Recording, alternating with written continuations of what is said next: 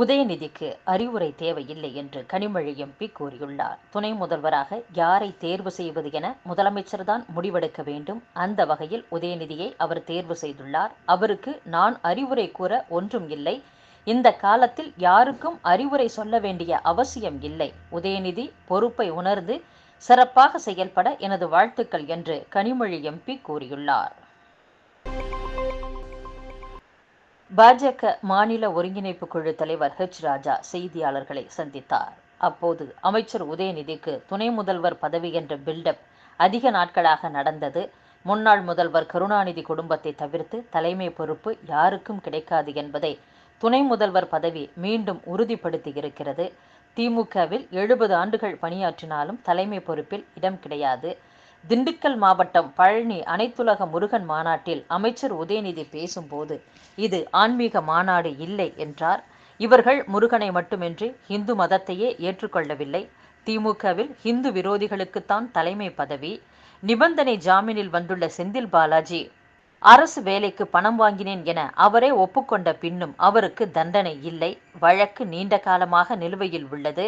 தேர்தலுக்கு முன் செந்தில் பாலாஜியை ஊழல்வாதி என பிரகடனப்படுத்திய ஸ்டாலின் இன்றைக்கு தியாகி என்கிறார். தியாகி என்றால் அவருக்கு முதல்வர் பதவியையோ துணை முதல்வர் பதவியையோ வழங்கி இருக்கலாமே என்றும் ஹெச். ராஜா கூறியுள்ளார்.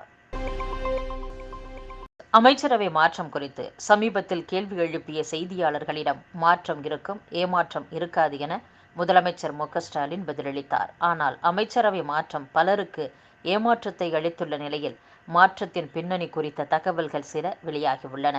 தமிழக அமைச்சரவையில் இருந்து மனோ தங்கராஜ், செஞ்சி மஸ்தான், ராமச்சந்திரன் ஆகிய அமைச்சர்கள் விடுவிக்கப்பட்டுள்ளனர். புதிய அமைச்சர்களாக செந்தில் பாலாஜி, ஆவடி நாசர், கோவி செழியன், ராஜேந்திரன் ஆகியோர் நியமிக்கப்பட்டுள்ளனர். மூத்த அமைச்சர்கள் சிலரின் துறைகளும் மாற்றப்பட்டுள்ளன. இதன் பின்னணி குறித்து திமுக மற்றும் தலைமை செயலக வட்டாரங்கள் கூறும்போது அமைச்சரவை மாற்றத்திலேயே மிகவும் முக்கியமானது மூத்த அமைச்சர் பொன்முடி இலாகா மாற்றம் மற்றும் மனோ தங்கராஜ் பதவி பறிப்புத்தான். ஏனெனில் சட்டசபையில் ஆளுநர் வெளிநடப்பு செய்தபோது அவரை வெளியில் போ என்று கூறியவர் பொன்முடி. அவர் தொடர்ந்து ஆளுநரை ஒருமையில் விமர்சித்து வந்தார்.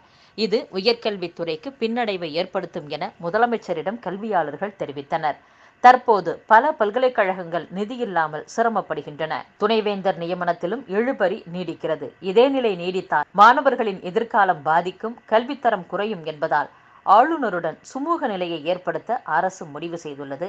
அதனால்தான் பொன்முடியிடம் இருந்து உயர்கல்வித்துறை பறிக்கப்பட்டு அவர் வனத்துறை அமைச்சராக நியமிக்கப்பட்டுள்ளார் என்றும் அமைச்சர் மனோ தங்கராஜ் சமூக வலைதளங்களில் பாஜக மற்றும் பிரதமர் மோடியை கடுமையாக விமர்சித்து வந்தார். அதில் கவனம் செலுத்திய அளவுக்கு தன் வசம் இருந்த பால்வளத்துறையின் நிர்வாகத்தில் கவனம் செலுத்தவில்லை.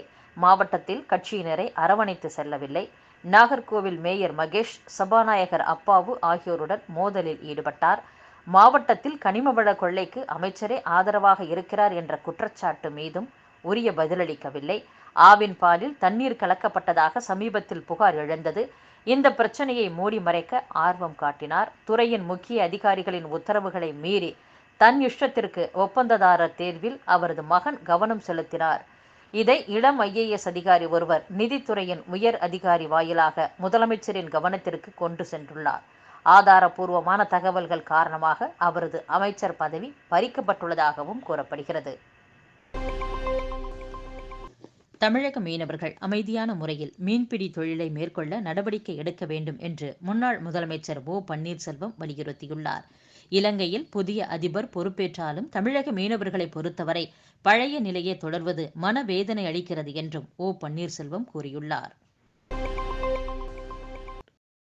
நடிகர் விஜய் தமிழக வெற்றிக் கழகத்தை தொடங்கியுள்ளார். இந்த கட்சியின் முதல் மாநாடு என்பது அடுத்த மாதம் 27ஆம் தேதி நடைபெறவுள்ளது. மாநாட்டிற்கான ஏற்பாடுகள் விழுப்புரத்தை அடுத்த விக்கிரவாண்டியில் மேற்கொள்ளப்பட்டு வருகிறது. இந்நிலையில் தமிழக வெற்றிக் கழக கட்சியின் முதல் மாநாட்டிற்கான ஆலோசனைக் கூட்டம் தஞ்சை மாவட்டம் கும்பகோணத்தில் நடைபெற்றது. கூட்டத்தில் கட்சியின் மாநில பொதுச் செயலாளர் புஷி ஆனந்த் கலந்து கொண்டார். கூட்டத்தில் அவர் பேசும்போது முன் வரிசையில் அமர்ந்திருந்த பெண் ஒருவர் புஷி ஆனந்திடம் கடுமையாக வாக்குவாதம் செய்தார். அப்போது அவர் தனது தம்பி பல ஆண்டுகளாக விஜய் ரசிகர் மன்றத்தில் உறுப்பினராக இருப்பதாகவும் அவருக்கான உரிய அங்கீகாரம் கட்சியில் வழங்கப்படவில்லை, அவர் ஓரம் கட்டப்பட்டுள்ளார், அதற்கான காரணத்தை நீங்கள் தெரிவிக்க வேண்டும், இதற்கு உடனே தீர்வு வேண்டும் என புஷி ஆனந்திடம் கேள்வி எழுப்பினார். அந்த பெண்ணின் வேண்டுகோளை கேட்ட புஷி ஆனந்த், உங்களது புகாரை எழுதி கொடுங்கள், தீர்வு சொல்கிறோம் என்று கூறினார். அப்போது இருவருக்கும் இடையே வாக்குவாதம் ஏற்பட்டது. இதனால் புஷி ஆனந்த் பேச்சை நிறுத்திவிட்டு அங்கிருந்து உடனடியாக கிளம்பி அடுத்த கூட்டத்திற்கு சென்று விட்டார். இந்த சம்பவத்தால் அங்கு சிறிது நேரம் பரபரப்பு ஏற்பட்டது. பண்டிகை காலத்தை முன்னிட்டு இந்த ஆண்டு அக்டோபர் மற்றும் நவம்பர் மாதங்களில் தெற்கு ரயில்வே சார்பில் 34 சிறப்பு ரயில்களை இயக்க திட்டமிடப்பட்டுள்ளது. இந்த சிறப்பு ரயில்கள் மூலம் மொத்தம் 302 ரயில் சேவைகள் இயக்கப்பட உள்ளதாகவும் தெற்கு ரயில்வே தரப்பில் தெரிவிக்கப்பட்டுள்ளது.